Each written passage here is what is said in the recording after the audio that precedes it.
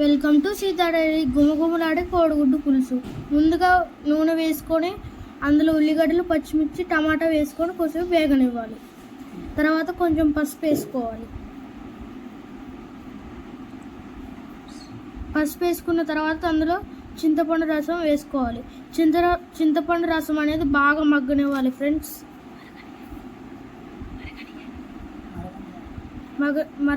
మరగనివ్వాలి. తర్వాత అందులో పచ్చి కోడిగుడ్లు 3 కొట్టుకోవాలి.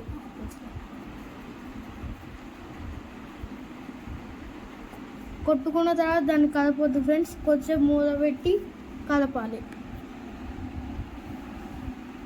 3 కోడిగుడ్లు కొట్టుకున్న తర్వాత కొంచెం మూత పెట్టి ఒక 5 minutes ఉంచనివ్వాలి. మూత తీసిన తర్వాత చూడండి ఫ్రెండ్స్, ఇట్లా గడ్డలు వస్తుంది. కోడిగుడ్లు వస్తుంది. చూడండి ఫ్రెండ్స్ ఎంత ఎమ్మీగా ఉందో. మీరు చేసుకొని కామెంట్స్లో తెలియజేయండి. కామెంట్స్ ఎందుకు పెట్టట్లేదు ఫ్రెండ్స్? మీరు ఒక్క కామెంట్ పెట్టండి please. Like, share and subscribe కూడా చేయండి. చూడండి ఇట్లా గుడ్లు చూడండి ఎంత ఎమ్మీగా ఉన్నాయో.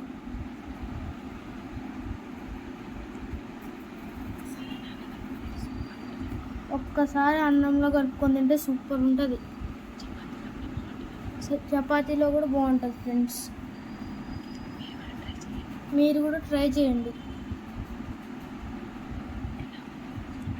ఎలా ఉందో నాకు కామెంట్స్లో తెలియజేయండి ఫ్రెండ్స్. చూస్తుంటే నోరు ఊరుతుంది.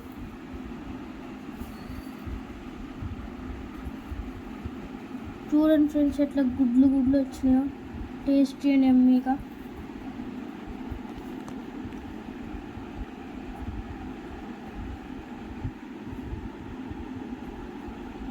మీరెందుకు ఫ్రెండ్స్ లైక్స్ ఎందుకు చేయట్లేదు? లైక్స్ చేసి మా వీడియోని సపోర్ట్ చేయండి.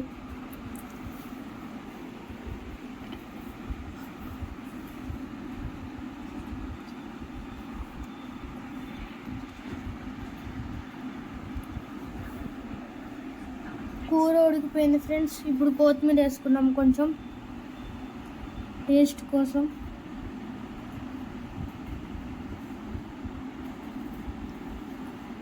చూడండి ఫ్రెండ్స్ ఎంత ఎమ్మీ అండ్ టేస్టీగా కనిపిస్తుందో.